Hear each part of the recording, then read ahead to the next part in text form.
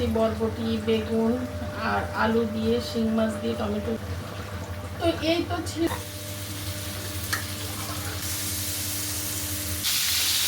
তো মাছটা এক পাশে হয়ে গেছে। এখন আমি, সবাই ভাবে ভিডিও বানানো মনে হয় খুবই সহজ কাজ, না এতটাও সহজ কাজ না। আসসালামু আলাইকুম, কেমন আছেন সবাই? আশা করছি আল্লাহর রহমতে সবাই সুস্থ আছেন, ভালো আছেন। আমিও আলহামদুলিল্লাহ বেশ ভালো আছি। তো আসলে অনেকে এটাই ভাবে যে খুবই সহজ কাজ, কিন্তু না এতটাও সহজ না। দেখেন, এখন আমি, আমার বাসায় কেউ নাই, কিন্তু আমি যে ভিডিও করব আমার ক্যামেরা কে ধরে দিবে? তো এই যে স্ট্যান্ডের সাথে লাগিয়ে নিলাম। তো এটাও কিন্তু একটা কষ্টের কাজ, ঠিকমতো বসতে চায় না, ভালোভাবে হতে চায় না। তো সব কিছু মিলাই কিন্তু কষ্ট করেই সব কাজ করতে হয়, বা কষ্ট না করলে কোনো সফলতাও আসে না। অধিকাংশ পুরুষই রেডি খাবার খেতে পারে আর কি, করে না।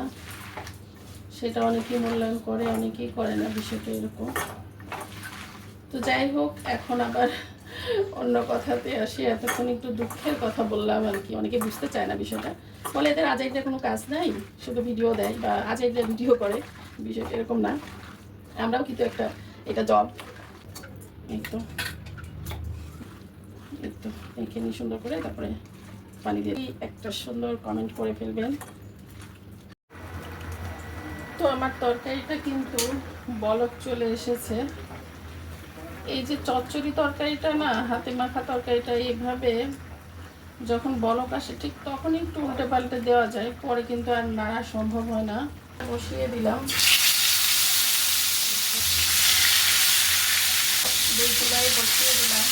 একটা তেলের প্রয়োজন হয় না, কারণ অনেক তেল থাকে এতে। ভাজার সময় যদি একটু তেল মেখে ভাজা যায়, তাহলে দেখবেন যে পাঙ্গাস মাছ কিন্তু ফুটে না। ভেজে নিব, এগুলো হয়তো ভেজে রেখে দিব যখন সময় পাবো। রান্নাটা আমার তাহলে তাড়াতাড়ি হয়ে যাবে, এই জন্য আমি ভেজে রাখতেছি এখন।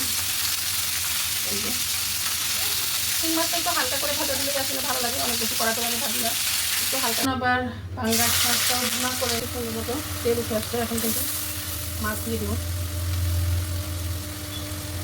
আমি কিন্তু পাঙ্গাস মাছের এই যে উপরের যে স্কিনটা, এটা উঠিয়ে ফেলে দিই, আমার কাছে এটা ভালো লাগে না। তো আর এটা ফেলে দিলেই কিন্তু টেস্ট ভালো লাগে, কোনো বাজে কোনো স্মেল থাকে না। হ্যাঁ, অনেকে ডলে উঠায়, আমার কাছে মনে হয় ফেলে যায় ভালো, যার যেটা পছন্দ আসলে।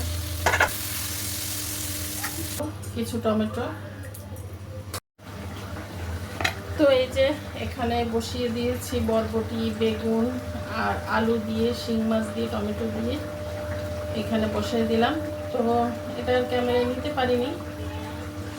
আর ওদিকে তো এই যে পাঙ্গাস মাছ প্রায় হয়ে গেছে, এখন ধনিয়া পাতা দিয়ে নামিয়ে ফেলবো।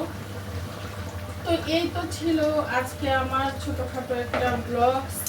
তো নতুনদের উদ্দেশ্যে বলবো যে সবাই অ্যাক্টিভ থাকুন আর সুন্দরভাবে করে সুন্দর সুন্দর কন্টেন্ট দিন, তাহলে অবশ্যই মনিটাইজেশন আসবে। তো সবাই ভালো থাকবেন, সুস্থ থাকবেন। আল্লাহ হাফেজ।